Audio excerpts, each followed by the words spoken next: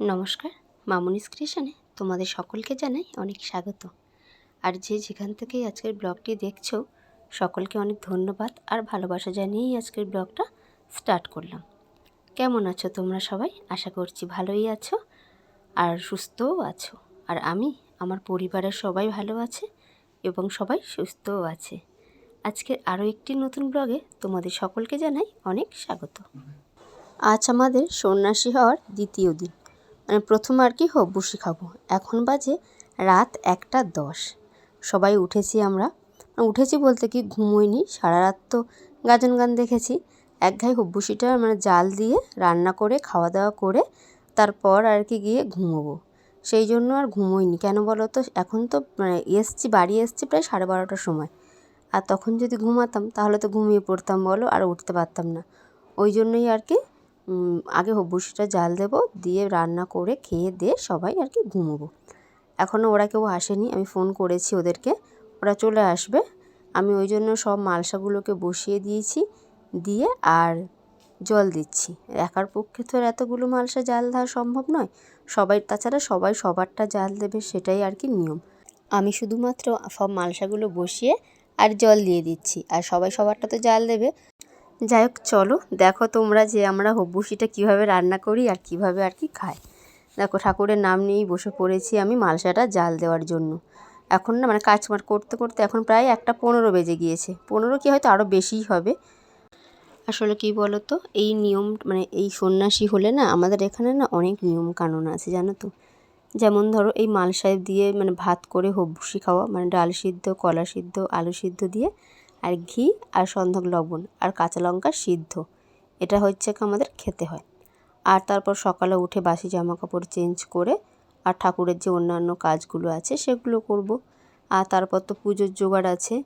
তারপর যেমন হচ্ছে কি আমরা বিছানায় উঠতে পারবো না, বাইরের কোনো খাবার আর কি খেতে পারবো না, আমরা কোনো কেনা জিনিস খেতে পারবো না। যেমন আমার পিকুবাবুও হয়েছে, কিন্তু আমি না ভাবিনি জানো তো, ও এত নিষ্ঠা ভরে সন্ন্যাসীটা আর কি পালন করবে। ও আমাদের মতন বাইরের কোনো জিনিস খায়নি, না কেক, না বিস্কিট, না হচ্ছে কি কোনো চিপস, মানে কোনো কিছুই খায়নি ও। মানে ফল, মানে সব রকম ফল আর এই হব্বিসি খেয়েই ও ছিল। আমি বুঝিনি যে ও এতটা নিষ্ঠা ভরে সব কিছু পালন করতে পারবে। দেখো এখানে দেখো, সবাই হব্বুসি জাল দিচ্ছে এখনও। আর আমারটা না হয়ে গিয়েছে, আমি বললাম হয়ে গিয়েছে সেখানে ঢেলে দিই আর তারপর পিকুকে খাইয়ে নিই, জানো তো। কেননা এই হব্বুসি খাওয়ার সময় না কেউ কথা বলতে নেই, সবাই চুপচাপ খেতে হয়। কোনো রকম মানে শব্দ যদি কানে আমাদের আসে তাহলে না খাওয়া হয় না। আর ও তো বাচ্চা মানুষ, ও তো মানে খেতে গেলে তো হাজারটা কথা বলে। ওই জন্য ওকে আগে খাইয়ে নেব আমরা, তারপর কি আমরা সবাই খেতে বসবো। দেখো সবাই একসাথে লাইন দিয়ে বসেছি। এরকমভাবে না হব্বুসি খেতে না খুব ভালো লাগে গো, সবাই একসাথে মজা করে করতে।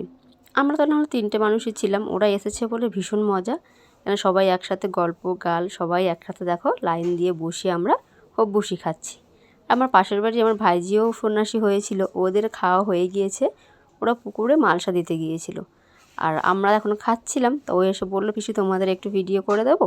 আরে দিবি, তাহলে তো আরও খুব ভালো কথা, একা একা তো আর ভিডিও করা যায় না। আর বললাম না, খাওয়ার সময় কোনো রকম আওয়াজ সাথে কানে না যায় আমাদের। দেখো প্রত্যেকের কানে মানে গামছাগুলো আর কি কানেতে বাঁধা আছে। যাই হোক, চলো আমরা খাওয়া দাওয়াটা শেষ করি আর তোমরা পুরো ব্লগটি দেখতে থাকো, আশা করছি ভালোই লাগবে। তারপর দেখো এখানে আমাদের খাওয়া দাওয়া শেষ হয়ে গিয়েছে। আর তারপর যে মালসাটা করে উনানে জাল দিয়েছিলাম সেই ছাইগুলো সেই মালসাই করে সব তুলে নেব, নিয়ে তার মধ্যে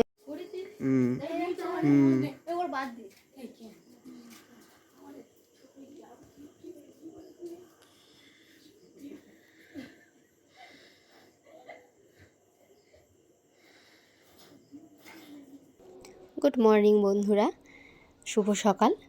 এখন বাজে না 9টা।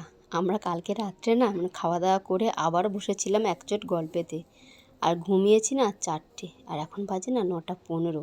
ঘুম থেকে উঠেছি, উঠে দেখো কিছুই করিনি, বসে বসে তোমাদের সাথে আর কি কথা বলছি। এই মাত্র ঘুম থেকে উঠলাম। যাই হোক, চলো এখানে কিছু কাজকর্ম আছে, এগুলো একটু সেরে নিয়ে তারপর বাসি জামাকাপড় চেঞ্জ করে ঠাকুরকে আর কি পুজো দেবো। না, স্নান করব, স্নান করে ঠাকুরকে আর কি পুজো দেবো। এখানে মানে ছোলা সাবুগুলো ভেজাবো বলেই বসেছি। একটু ছোলা ভেজাবো, একটু সাবু ভেজাবো, একটু বাতাসা ভিজিয়ে রাখবো, উপোস তো, পুজো হয়ে গেলে তারপর খাবো, সেই জন্য আর কি এখানে এসছি। চলো বাতাসাগুলো ভিজিয়ে নিই। দেখো বাতাসার ডাব্বা নিয়েই আর কি বসে পড়েছি, ঘুম থেকে উঠেছি। আর এখন তো অন্য কোনো কাজকর্ম নেই যে তোমাদের সাথে শেয়ার করব। আমার রোজের ব্লগ আর কি, যেটা করি সেটাই তোমাদের সাথে আর কি শেয়ার করি। দেখো এখানে বাতাসা ভিজিয়ে, সাবু ভিজিয়ে দিয়েছি, এখানে দিয়েছি ছোলা। আর চলো বাতাসাগুলো আর কি ভিজিয়ে দিই। ছোলাটা আগের দিন ভিজিয়ে রেখেছিলাম, সেটা শুধু ভালো করে ধুয়ে পরিষ্কার করে জল ঝরিয়ে রেখেছি। আর এখানে বাতাসা ভিজিয়ে রাখছি, কেননা ওখান থেকে উপোস করে এসে স্নান টান করে পুজো দেবো, পুজো দিয়ে উপোস টুপোস করে পুজোর অঞ্জলি দিয়ে তারপর হচ্ছে গিয়ে যাবো, এসে বাতাসা ভেজানো জল খাবো। আর অন্য তো কোনো জল খেতে নেই, ডাবের জল খেতে আছে। কিন্তু কি বলো তো, ডাবের এত আকাল পড়েছে না, তোমাদের কি বলবো, একটাও ডাব পাচ্ছি না গো। মানে 70 টাকা 80 টাকাও বলছে, কিন্তু পেলে তো হয়, পাচ্ছি না। জানি না ঝাঁপের দিন আমরা কী করব। যাচ্ছি সবাই মিলে গঙ্গা স্নান করতে। আর এই দেখো এটা হচ্ছে কি আমাদের শিবঘর, এখানে আমাদের শিব ওঠে জানো তো। এই শিব না আবার চুরিও হয়, জানো তোমরা। যাই হোক চলো, এটাই হচ্ছে কি আমাদের শিবঘর। আমরা স্নান করে আসি, এসে ঠাকুরকে আর কি ডালা করব, মানে পুজোর জোগাড় করব। আমার ঘরের ঠাকুরকেও পুজো দেবো, আর তারপর এই শিবঘরেও পুজো দিতে আসবো। এখানে পুজো হয়ে গেলে তারপর আমরা আর কি খাবো। চলো স্নানটা আর কি সেরে ফেলি। আর জানোই তো পিকু দেখো ছুটে ছুটে বেড়াচ্ছে, ওর একটুও ভয় নেই যে পড়ে গেলে পায়ে লাগবে, সেরকম কোনো ভয় নেই। দেখো সবাই মিলে স্নান করতে নেমেছি, ওর তো ভীষণ ভয়, ও তো জলে নামেই না, ওর ভীষণ ভয়। ওর দিদির সাথে কোলে করে উঠেছে। আর জানো তো মানে আজকের একটা ঘটনা ঘটেছে, সেটাই তোমাদেরকে বলি। মানে হাসির ঘটনা নয়, ভীষণ ভয়ের ঘটনা। আমরা দুজনে তো স্নান করতে নেমেছি, আর পিকুও নেমেছে। ওর দিদির বলছে তুই আমার কাঁধে করে নিয়ে একটু সাঁতার কাটবি। আমি ওর দিদিকে বলছি যে কাটিস না, তুই ডুবে যাবি, তুই ডুবে যাবি। ও যথেষ্ট বড় হয়েছে, ও তো সোনার পাত্র নয়। ওর কাঁধে করে নিয়ে মাছ পুকুরে গিয়েছে, গিয়ে আর আসতে পারেনি, ও ডুবে গিয়েছে। আর পিকু ওর গায়ের ওপর চড়ে দাঁড়িয়ে মানে উঠে আছে। আমি তো অবাক, কেন ওর যখন ডুবে গিয়েছে ও তো ওর সঙ্গে বেশিক্ষণ সামলাতে পারবে না। আমি আবার তাড়াতাড়ি করে আমি গিয়েছি, আমি গিয়ে পিকুর হাত ধরেছি, কিন্তু আমি তো টেনে আনতে পারছি না। মাছ আমিও একটু জল খেয়ে নিয়েছি ডুবে গিয়ে, আবার ভাইজি ও একটু জল খেয়েছে, কিন্তু পিকুর কিছু হয়নি। মানে ওকে উঁচু করে আমি ধরেছিলাম আর কি, তারপর এসছি। তোমাদের দাদা তো আমার খুব বকছে যে কেন তুমি ওরকম করলে। মানে ও থাকলে কিছু হতো না, যেহেতু ও ভালো সাঁতার কাটতে পারে, আর তাছাড়া ও নিয়ে যেতে পারে, ব্যালেন্স করতে পারে, আমি তো পারি না। আমরা দুজনে গিয়ে আজ এই কাণ্ডটাই আর কি ঘটিয়েছি। তখন ভাবছি যে কি হতো যদি না আমি আনতে পারতাম, এরকম একটা ব্যাপার। আর পুকুরটা না একদম ধারে শুনশান গো, তোমাদের পরে হচ্ছে কি দেখাবো। ভর্তি করছি। আর আমার এই পোড়ালু কমিংসে কোথায় ওই খিচুড়ির স্কুলে, তারপরে কোথায় ডিম সিদ্ধ আর সয়াবিনের তরকারির স্কুলে মেয়েদের পড়াশুনো হবে। পাড়ার সবাই আলোচনা করছে, আমার মেয়ে রেজাল্ট দেখে বলছে তোমার মেয়ের কি শিক্ষা, কিন্তু অথচ বাবা ওই বুঝলো না।